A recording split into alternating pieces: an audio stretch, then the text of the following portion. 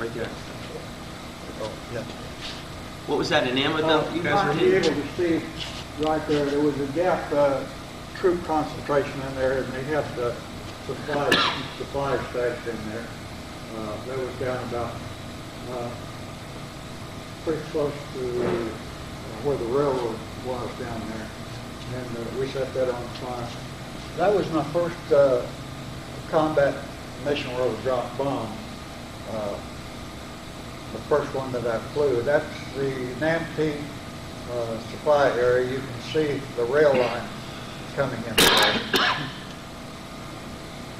That's a bridge that was knocked out, so they couldn't use that area anymore. This is that one you was talking about earlier. And then that's a different angle on that fuel dump. It's amazing to me is it's kind of hard to see on there, but look at how high whatever is burning. Ammo, I guess his bombs are, there's ammo going off at the bottom, and then Probably a lot of fuel in there. just a huge, huge thermal vent just shooting straight up. That's a 1,000-pound bomb going on. In case you're wondering how anybody got those pictures, I had a little folding camera I carried in my A2 jacket pocket. So I whipped it out now and then. Got a shot here and there. I'm being riddled with holes, so wait a minute, smile. Now, this is what, your P-40s at the beginning? Yeah, this was on our way up to the Assam Valley from Karachi, and we had a B-25 escorting us, and he got a little too far off in the soft dirt, and it took a while to get him out of there. Ox carts are not very good for getting those things out. And these are probably the next 10 or 15 we'll get to kind of quickly, but they're all P-40s. There's our resident hero again. There's that. That was what, the 459? Yeah. They had a detachment with P-38s in there. That's all done at OD, all grab. Where P-40s taken out. Fighting P-40s. It's what they did a lot of protecting. I still want to know if it was him that was standing under taking that shot when that thing came over. You know, you hope you get off the ground. And you can see there's a wide variety of the, huh? Never a doubt. There's a wide variety of the death heads, or the skulls on the side, as they call those. That's looking out the front, and you can see that post sticking up there. That's the backup sight in case the bulb on your other side burns out, then you've got something to fall back on. That ain't much to fall back on. We had to have a token bomber picture in here, so. That's kind of like the instruments in the P-40. We had an altimeter, we had an airspeed indicator, we had a turning bank indicator.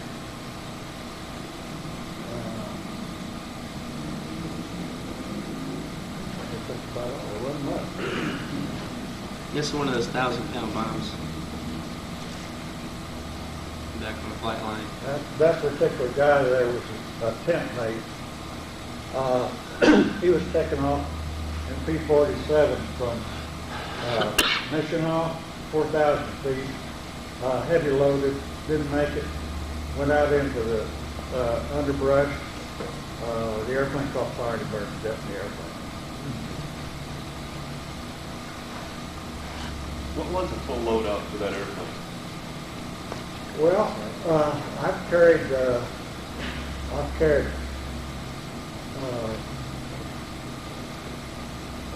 75 gallon, I've carried a 110 gallon steel tank under the middle rack and a 500-pound bomb on under each wing, off a 4,000-foot strip when the temperature was running about 130 degrees. So it's a bit of a dicey operation. This is a paint scheme we hope to not see a lot of here. Anyway, paints one of these things. Just, this one here, you can see the writing up on the prop, but I zoomed in, and I mean, you can actually read the writing clean as day. You can read the patch. You can even zoom in and see how many wrinkles are on their slacks. This is kind of interesting. A couple mishap photos. That was the, whose plane is that? That was the squadron commander. And nobody seemed to know or would admit what happened to it. It caught fire in the night and burned to the ground. You probably can't. T-51 flying through a teak forest. Now that particular shot there is, I was flying with the 311 group down in Burma, St. Coxsackie. That strip was another 4,000 foot strip. That's where we were doing the bomb work to see what it carried. The runway is 100 feet wide, carved out of a 200 foot peak for us, and they did clear one in. So we landed one way and took off the other way. Well, this guy was landing, and he thought it was going to be too long, and he was looking at those trees up there, hit the throttle, took him right into the tree on the left side of the runway, about 100 feet up. It came sliding down. It rolled the cockpit canopy back and got out and kissed him and said, I'm going to quit screwing with stuff like that. He didn't get his scratch. Incredible.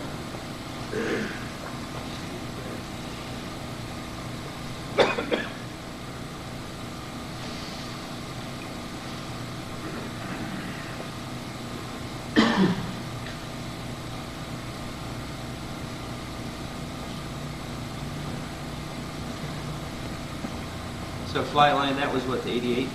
Yeah. He was in the 89. The 88 had the white nose guns, white spinners.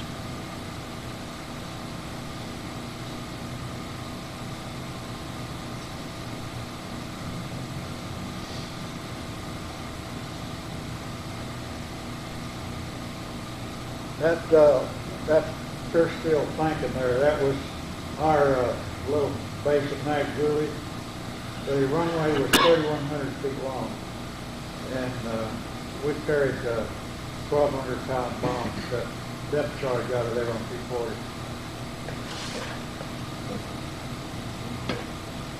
T-51 and holograph.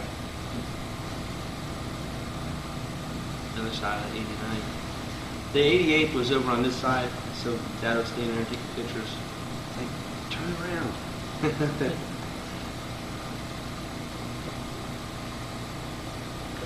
Our adjutant was an artist. He drew that. That was taken off the Japanese was captured. I'm not sure where it was, but I think it was Lashio, one of the fields that we worked over pretty regularly.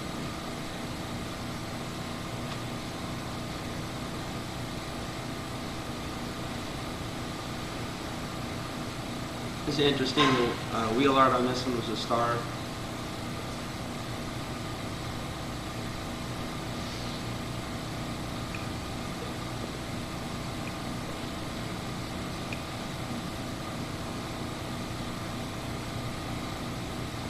You see all the different depth heads on these. Then this, what I did is I just took clips out of some of the previous photographs. Just, you can print these out on a piece of paper and just get some ideas on the shapes and what they look like. They had a pretty wide variety of them. A lot of them are out of focus because they're like the plane that's like 19th down on the flight line or something. Like one like that. So where I could get a clean shot of one, I just went ahead and copied it out. It's pretty cool.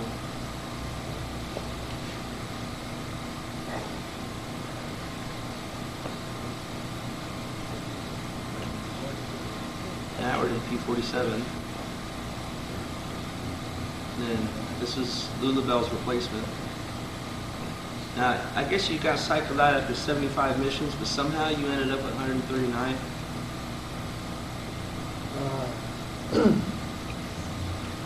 I just kept flying.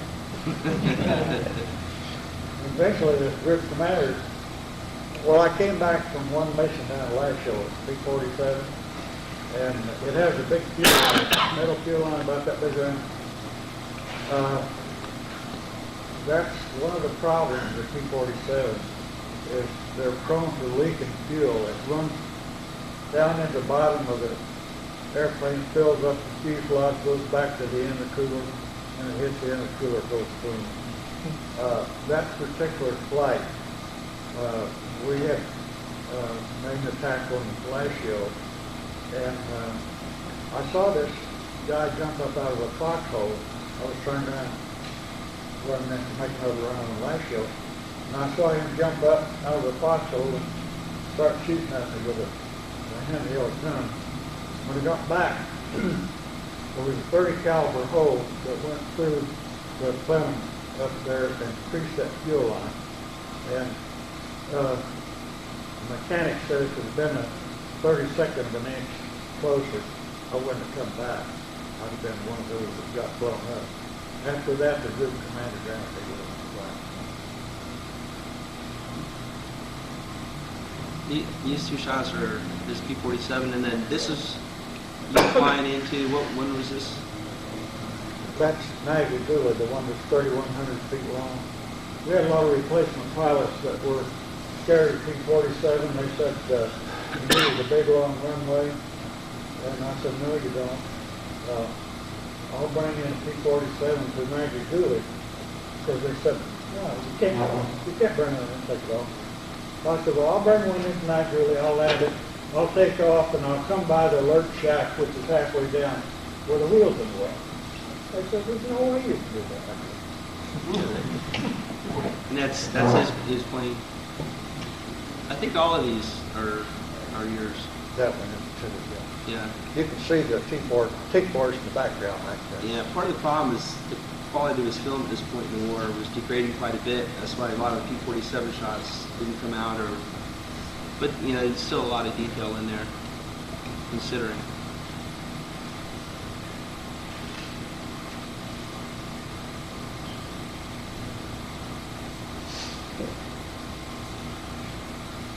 And then That's what you wear on the back of your jacket.